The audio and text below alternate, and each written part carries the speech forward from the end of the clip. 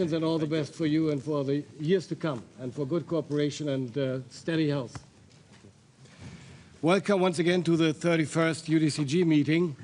Mark, thank you very much for your hospitality again, your constant support, and for the reception at NATO headquarters.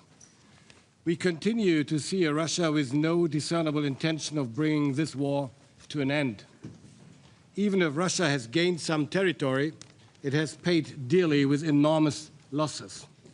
An estimated 300,000 Russian casualties since the start of the year is a horrible price for this inhumane and illegal war of aggression. At the same time, we are seeing the brave Ukrainian defenders noticeably delay movements along the front lines. Moscow tries to mask its failures by terrorizing Ukrainian cities with massive air raids and provoking NATO with airspace violations. My friends, we should not allow ourselves to be sidetracked, and we must maintain a clear perspective. Current developments on the battlefield in Ukraine must strengthen, and we must maintain a clear perspective. Current developments on the battlefield must strengthen our resolve to continue our support for Ukraine. These developments show that Ukraine is successfully defending itself. They show that our support is making a difference. Two factors are important for the continued success of our support. Firstly, we must continue to act in a coordinated, unified, and systematic way. Second, we must develop innovative ideas and creative approaches to meet the challenges. Dennis, my friends, you can count on Germany. We will continue and expand our support for Ukraine. With new contracts, Germany will provide additional support amounting to over 2 billion euros. This will include a Pearl package to totaling $500 million US. The package addresses a number of urgent requirements of Ukraine. It provides air defense systems, Patriot interceptors, radar systems, and precision-guided artillery, rockets, and ammunition. Thanks to Pete and our teams for engaging in a tense talk to get this done.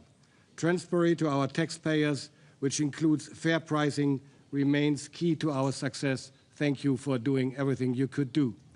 We will continue to strengthen Ukraine's air defense with new contracts on the delivery of another 2 IRIS-T air defense systems, including a large number of guided missiles as well as shoulder-fired air defense missiles. We will supply high-end anti-tank weapons, communication devices, and modern handheld weapons. We will also launch a comprehensive project to modernize weapon systems already delivered to Ukraine and to extend their service lives. This ensures that the weapon systems we supply are adapted to changing battlefield realities and can continue to be used reliably and effectively by Ukraine's armed forces. At the same time, we will continue to expand cooperation between the German and Ukrainian defense industry. We will underscore this intent by concluding a memorandum of understanding on defense industry cooperation, which will be signed by Dennis and me following this UDCG meeting. Support measures like these will only take full effect if they consistently follow Ukraine's requirements and are coordinated with our partners. The UDCG will continue to play a crucial role in this. To ensure that it remains highly relevant, the UDCG needs to adapt. John and I have announced this in the summer. Over the past weeks, we have been working with Dennis and Mark to determine how to align the UDCG and its support architecture. The following is important to us: to strictly align our actions with Ukraine's needs, to have lean and efficient coordination processes, to combine urgent support to Ukraine's armed forces with long-term capability building, and to achieve greater coherence with NATO and its support measures. With these guiding principles, we ensure that Ukraine will receive the support that it needs to regain its freedom and peace and to maintain it in the long term for Ukraine and for Europe. Thank you, and Slava Ukraini. Thank you, Boris. Thank you all for being here. We meet today as 50 nations in support of Ukraine. Thank you all for being here. We meet today as 50 nations committed to stand by and to support Ukraine. We meet today on what is day 1,329 of President Putin's brutal invasion of Ukraine, a war he thought he would win within a week. But we meet also today in a week which has seen a breakthrough peace plan signed in another terrible war, reminding us that even in the toughest times, that peace is possible. And Secretary Hegseth, I want to praise President Trump's essential leadership in securing that ceasefire in Gaza. That was peace secured through strength. And today, as we shift our focus back to the war in Ukraine, your presence here reminds us of President Trump's commitment also to secure peace in Ukraine. But until peace comes, Ukrainians, military and civilians alike, continue to fight with huge courage. Our determination must match their defiance. Our support must match Putin's escalation.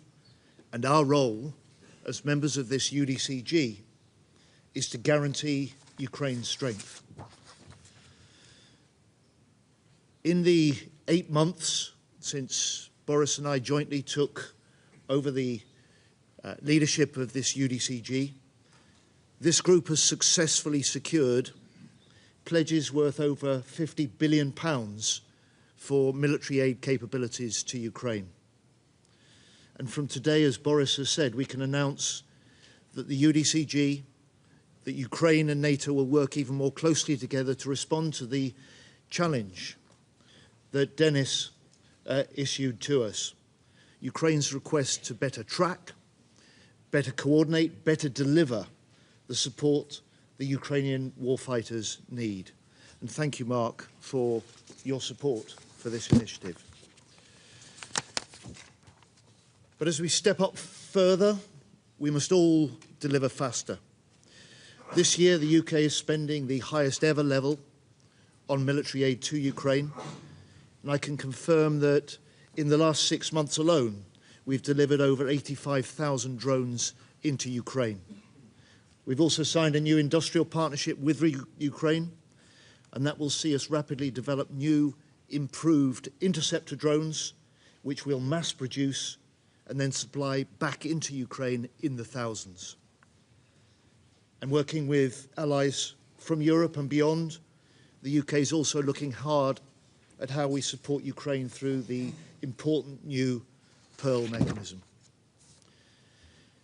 Finally, friends, this war was never about the fate of just one nation. President Putin's aggression is not confined to Ukraine. Drone incursions into Poland, violations of Estonia's airspace, election interference in Moldova. A secure Europe needs a strong Ukraine, and security for all our nations starts in Ukraine. So let's today reaffirm our purpose and our priorities, support the fight today, secure the peace tomorrow, and stand ready to step up still further. Thank you all for attending this afternoon.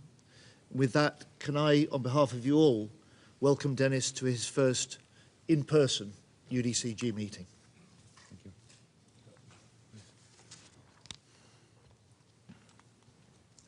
Dear Boris, dear John, dear Pete, dear Mark, distinguished colleagues, friends, I'm grateful to all of you for being here today again and for staying with Ukraine through every challenge of this long and difficult war. Thank you. This is already the 31st meeting of the Ukraine Defense Contact Group, and I thank you for such unity. Ukraine never wanted this war. We want peace, real peace, based on justice and international law.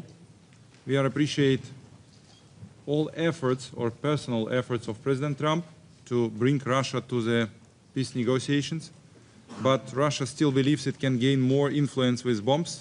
Every night our cities are under attack. That's why we need truly strong global pressure in response to Russia's choice to keep the war going. This brings me to key priorities for 2025 and 2026. Let me focus on the three main pillars: Pearl, Ukrainian-made drones and missiles, as well as extended-range artillery ammunition.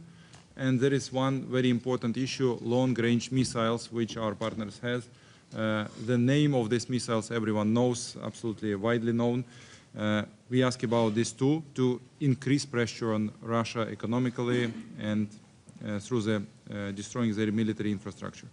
First and foremost, the Pearl initiative. Some of you are already part of it. Thank you for this. It is important that others join too. Pearl for 2025 must be fully implemented. We count on your continued coordination and financing to ensure timely deliveries. Funding needs under the Pearl next year will reach $12 to $20 billion.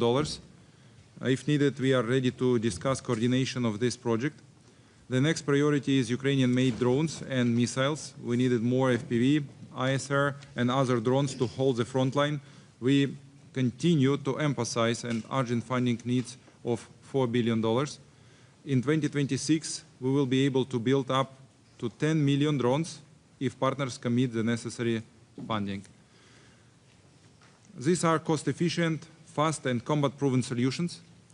At the same time, our deep strike drones and missiles help us respond asymmetrically to Russian strikes. And again, I will repeat, we also need to combine our deep strike drones with deep strike missiles from our partners, and I argue about this, and we ask for this type of support. According to our data, the enemy Gaza line deficit now is up to 20% of their needs. There are significant effects from our weapons. Our third priority is to increase our strike depths directly at the front line. We need more extended-range artillery rounds. We once again welcome the initiative of joint procurement of artillery ammunition, but to achieve the greatest effect on the battlefield, it should focus on supplying this type of extended-range munition. As Russia's air terror continues, we also urgently need additional interceptors this winter, including air defense systems and both surface-to-air and air-launched guided missiles for NASAMS, IRIS-T, and F-16 platforms.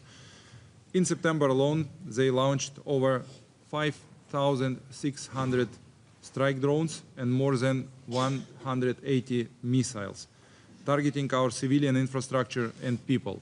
Therefore, on the eve of winter, it is very critical to provide us with necessary equipment to repel such attacks. I would also like to add a few words on our overall defense needs for 2026. We estimate them at $120 billion. Ukraine will cover half, $60 billion, from our national resources. We are asking partners to join us in covering the other half. The most effective path to meet this need is for our European and non-European partners to dedicate no less than 0.25% of their GDP to military support for Ukraine. If the $60 billion target is out of reach for Europe, for non-European partners, then the only remaining solution is a loan backed by frozen Russian assets, so it can be used to fund Ukraine's armed forces and their requirements. Why does this matter for all of us? Because together we are moving toward a new European defense architecture, and Ukraine's army today is the most experienced and capable in Europe. The technologies we are developing now, drones, interceptors, long-range strike systems, will strengthen Europe's resilience for decades. Colleagues, it would be a mistake to believe that peace is already near. The war continues every day in our strikes, and to each of you for your personal efforts, for your contributions of your nations, for our mutual unity, for strengthening of our nations in face of this aggression. Let us act together with resolve and without delay. Thank you so much. Slava Ukraini. Thank you. Pete, you have it. Thank you. Well, colleagues, Secretary General Ruta, ministers of defense, might I suggest ministers of war, from around the world, we gather at a very important moment. Over the past few months, European investment in defense for Ukraine has increased significantly. Now, of course, the United States will do our part, but Europeans must continue to take primary responsibility for the conventional defense of the continent.